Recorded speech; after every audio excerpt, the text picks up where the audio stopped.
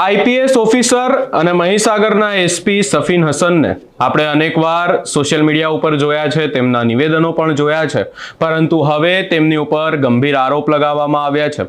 શું છે સમગ્ર મામલો, વિગતે ચર્ચા કરીશું। નમસ્કાર, હું છું ઉજ્જવલ અને આપ જોઈ રહ્યા છો નિર્ભય ન્યૂઝ। બાલાસિનોરના જનોડ ગામમાં એક ઘટના બની કે જ્યાં એક પીઆઈ દ્વારા 13 વર્ષના સગીર બાળકને માર મારવામાં આવ્યો। આખી ઘટનાની જો વાત કરવામાં આવે તો આ બાળકને ચોરીના ગુનામાં એની ઉપર આક્ષેપ લાગ્યા હતા અને આ આક્ષેપના આધારે એને પોલીસ લઈ ગઈ અને પીઆઈ દ્વારા તેમને માર મારવામાં આવ્યો એવા આક્ષેપો કરવામાં આવી રહ્યા છે।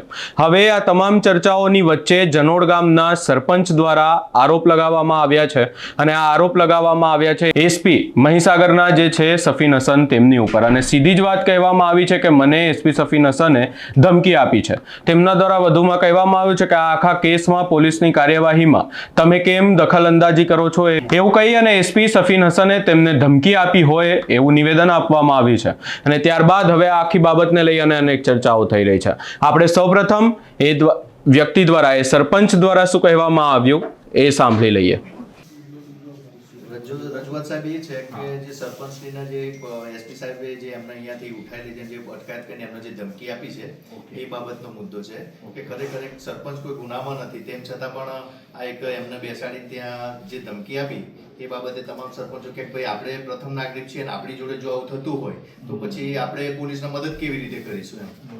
એટલે અમે પોલીસ આમ જાતે સાથે લેવાના બદલે આ રીતે ધમકાવે ખરેખર ખોટી બાબત છે।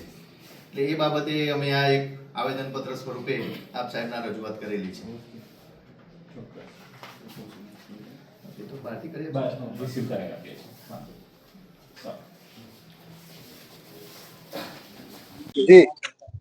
હું જનોડ ગામ સરપંચ બોલું છું કે તારીખ 31 ના રોજ બપોરે મને દીવથી પોલીસ લેવા આવી મારા ઘેર અને મને કે ટ્રસ્ટીઓ તમારા ચાવીની જરૂર છે, ટ્રસ્ટી તો દીવ બેઠા છે એટલે કે તમારે દીવ ચોકડી પોલીસ આવવું પડશે।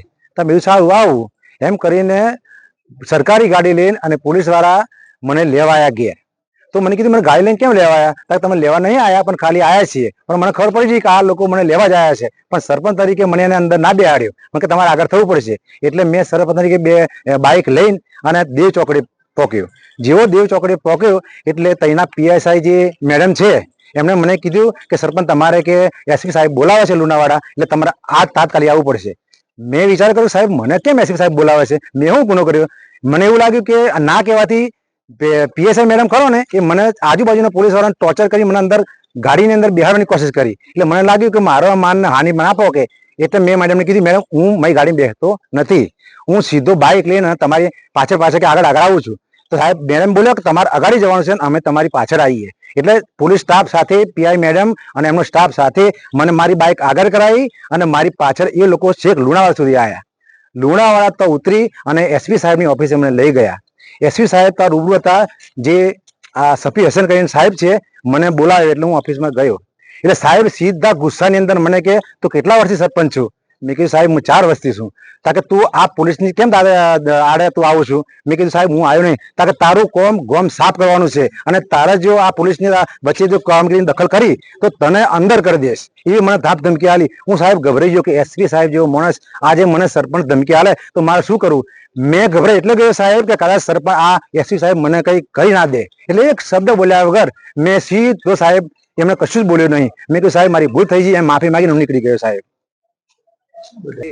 બાલાસિનોર તાલુકાના જનોડ ગામે લીંબચ માતાના મંદિરે થોડા દિવસ પહેલા ચોરીની ઘટના એક બનેલ છે, જે સંદર્ભમાં જનોડ ગામના સરપંચ રમેશભાઈ માછીને બાલાસિનોર પોલીસ તાલુકા પોલીસ દ્વારા તેમને ગેરકાયદેસર રીતે બોલાવી અને જે મહીસાગર એટલે કે લુણાવાડા એસપી સાહેબની ઓફિસે લઈ જઈ અને જે એમને ધમકાવવામાં આવે છે તે ખરેખર એક ખોટી બાબત છે। આ આખી ઘટના છેલ્લા કેટલાય સમયથી ચર્ચાનો વિષય બની છે। ચર્ચાનો વિષય એટલા માટે બની છે કારણ કે આ સગીર એવા આરોપ લગાવી રહ્યો છે, એવા આક્ષેપ તેમના દ્વારા કરવામાં આવી રહ્યા છે કે એમને પીઆઈ દ્વારા માર મારવામાં આવ્યો। આ બાબતને લઈ અને અનેક જગ્યાઓએ ચર્ચા પણ થઈ રહી છે।